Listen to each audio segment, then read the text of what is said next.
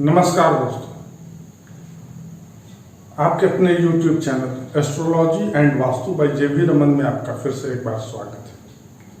आज मैं आपको बहुत ही इंपॉर्टेंट टॉपिक बताने जा रहा हूं। आज मैं आपको बताऊंगा कि जन्म तारीख से कैसे निकालें, आपका सूर्य राशि क्या है, चंद्र राशि क्या है और जन्म की महादशा क्या है। बिना किसी कंप्यूटर, बिना किसी किताब, बिना कोई सहयोग से आप सिर्फ जोड़ घटाव गुना करके बता दीजिएगा। किया है, बहुत ही सिंपल है। लेकिन इस वीडियो को आगे देखने से पहले मेरा आपसे एक निवेदन है कि आप हमारे चैनल को जल्द से जल्द सब्सक्राइब कर लें और बेल आइकन दबाना न भूलें, यानी घंटी का बटन, ताकि आपको हमारे वीडियो का नोटिफिकेशन मिलता रहे और आपका कोई वीडियो छूटेगा नहीं। तो आइए अब आगे देखते हैं। मैंने आपको बोला था कि जन्म तारीख मतलब हिंदी और इंग्लिश दोनों तारीख चाहिए। अब आइए देखते हैं बोर्ड पे। 10 मार्च दिन है कृष्ण पक्ष, हिंदी तारीख है कृष्ण पक्ष पंचमी 5। अब देखिए, सूर्य की राशि निकालने, सूर्य का राशि निकालने के लिए आपको पहले भी बताया गया है। उसको अगर आप लोग अभी याद नहीं है मान लीजिए, तो एक सिंपल सा चीज है।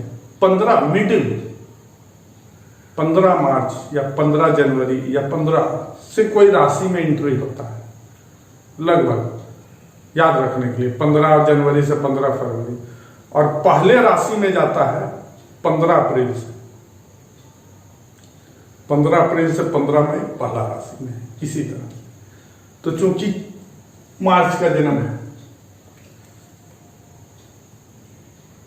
14 फरवरी से 14 मार्च के बीच में रहता है। 14 फरवरी से 14 मार्च के बीच में रहता है 11वां राशि, यानी कुंभ राशि में। ये 11वां राशि है, कुंभ राशि में रहता है। आपका दिन है 10 मार्च, कुंभ राशि में है, यानी 10 राशि पार कर चुका है और एक राशि में 30 डिग्री होता है। तो इसमें क्या पार किया है ये जानना है। तो आपका बचा हुआ है 4 दिन। 14 मार्च आने में 4 दिन बचा हुआ है, यानी आप मान के चलिए कि ये 26 डिग्री पे। इसमें कुछ कम कुछ बेसी हो सकता, कुछ कम ही होगा, क्योंकि दिन कितना पूरा हुआ नहीं हुआ है इसको आप पता नहीं है। लेकिन फिर भी 26 डिग्री लिखते हैं मैक्सिमम 0 में। ये क्या हुआ, आपका सूर्य का दशा सन, यानी सूर्य का दशा यही है स्थिति।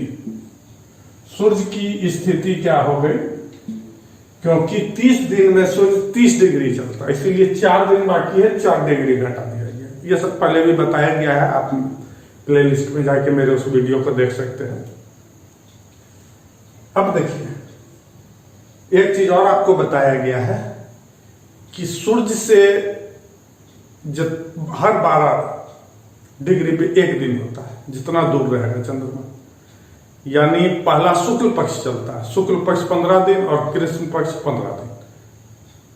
तो अगर शुक्ल पक्ष पार हो गया है और कृष्ण पक्ष आ गया है 5 दिन, यानी 20 दिन का खेल है। और एक दिन में 12 डिग्री का दूरी बनाता है सूर्य से। सूर्य से जो दूरी है 12 डिग्री पर डे, तो 20 दिन लगभग बीत रहा है, यानी 240 डिग्री का अंतर है। लेकिन 10वां दिन पूरा बीता नहीं है। 5 डिग्री हम इसको घटा देते हैं, 5 डिग्री माइनस कर देते हैं, 235 डिग्री मान के चलिए। इससे कम भी हो सकता है। रेंज तो आपको आएगा 228 डिग्री से 240 डिग्री के बीच। लेकिन हम 235 मान लेते हैं। मानने के लिए थोड़ा तो एजम्पशन करना होगा, 228 भी मानिएगा तो कुछ आएगा, लेकिन फिर भी अब क्या होगा, 235 डिग्री में कितना राशि पार हो गया, 7 राशि, 7 30 से भाग दे दीजिए, एक राशि 30 डिग्री का होता है, 7 राशि और आपका 210 25, 7 साइन जिसको राशि भी कहते हैं ये पार हो गया और 25 डिग्री भी पार हो गया। यानी इसमें आपको इतना जोड़ देना है, 10 26 0 मिनट में आपको 7 राशि 25 डिग्री 0 मिनट जोड़ देना है। इसको ऐड करिएगा तो आएगा 17 राशि 51 मिनट 0 डिग्री। क्योंकि 51 मिनट होता नहीं है, 51 डिग्री होता नहीं है, डिग्री तो 51 डिग्री होता नहीं है, तो 51 डिग्री लिखा गया है, 51 डिग्री आपका होगा नहीं। 30 डिग्री के बाद एक राशि बदल जाता है, तो इसमें 30 घटा देंगे, क्या हो जाएगा, एक यहां आ गया, 18 राशि 21 डिग्री 0 मिनट।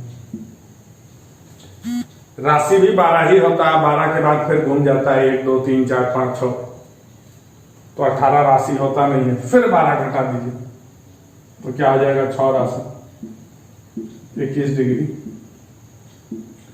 तो यही आपका चंद्रमा का स्थिति है,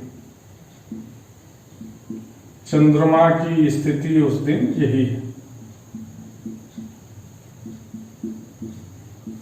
देखिए, ये कोई जरूरी नहीं है कि एग्जैक्ट यही होगा, कम बेसी, क्योंकि हम 7 अगर इन तुरंत आया, मान लीजिए पंचमी तुरंत आया या पंचमी खत्म हो रहा, दोनों में 12 डिग्री का जब एंट्री करेगा और अंत होगा, इस बीच में जहां भी रहेगा 1 से 12 डिग्री का अंतर है। हम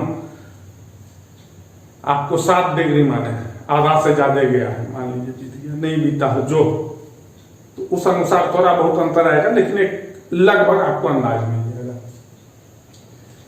अब देखिए, हमारा सूर्य निकल गया, चंद्रमा निकल गया, तो महादशा निकालने की विधि भी बताई गई है, कैसे निकलता है, उसको भी गौर करते हैं। अब देखिए, चंद्रमा हमारा निकला 6 राशि 21 डिग्री 0 मिनट। एक राशि में 30 डिग्री होता है, यानी इसको लिख सकते हैं 6 into 30 degree plus 21 degree plus 0 minute. इसको आप लिख सकते हैं 201 डिग्री, और फिर 201 डिग्री को आप क्या लिखेगा, 201 इंटू 1 डिग्री में 60 मिनट होता है, यानी 1260। पहले भी बताया गया है कि 7200 से ज्यादा हो जाए, 800 मिनट का एक ग्रह होता है, एक ग्रह में रहेगा, तो 8-9 ग्रह होता है, 8 9 72, 7200 डिग्री, 7200 मिनट, 7200 मिनट में फिर से वापस हो जाएगा, रिपीट हो जाएगा। तो हमको जब तक 7200 से कम नहीं आता है 7200 घटाते चल जाना, तो इसमें 7200 घटा देंगे,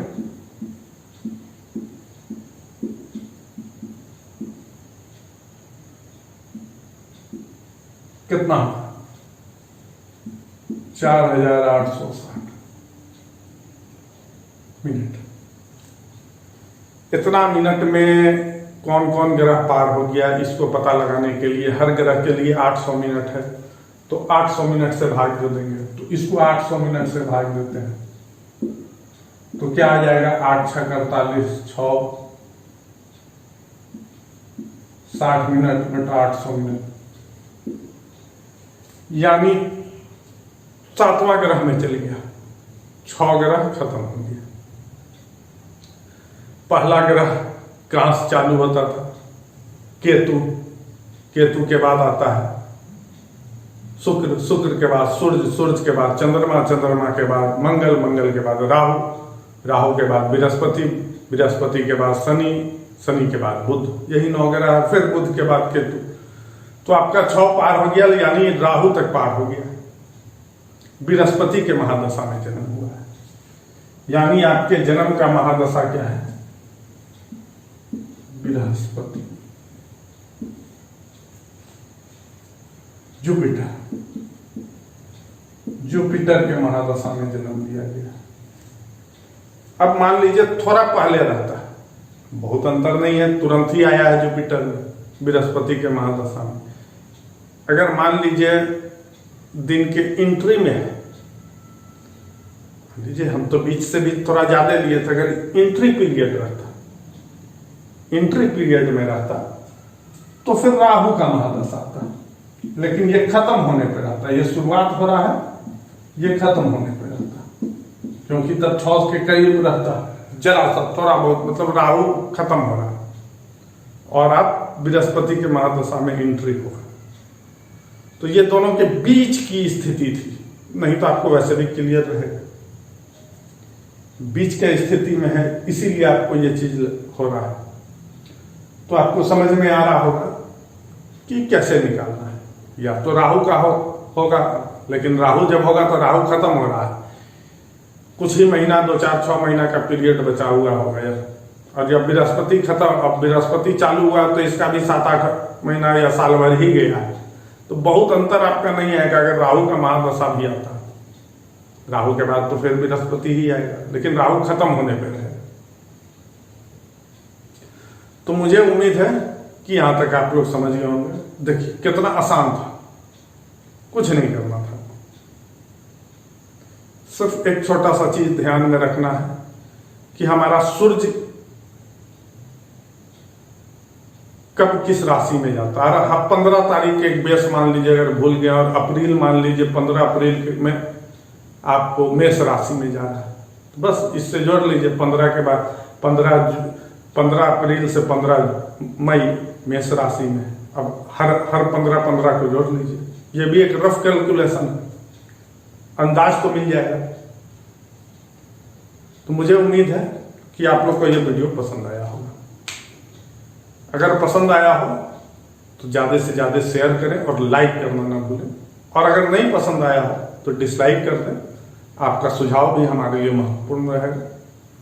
और मेरा एक बार फिर से आपसे निवेदन है, किस तरह का वीडियो आप तक पहुंचे, बेल आइकन दाब दें, और अगर हमारे चैनल को अभी तक आप सब्सक्राइब नहीं किए हैं तो सब्सक्राइब भी कर लें।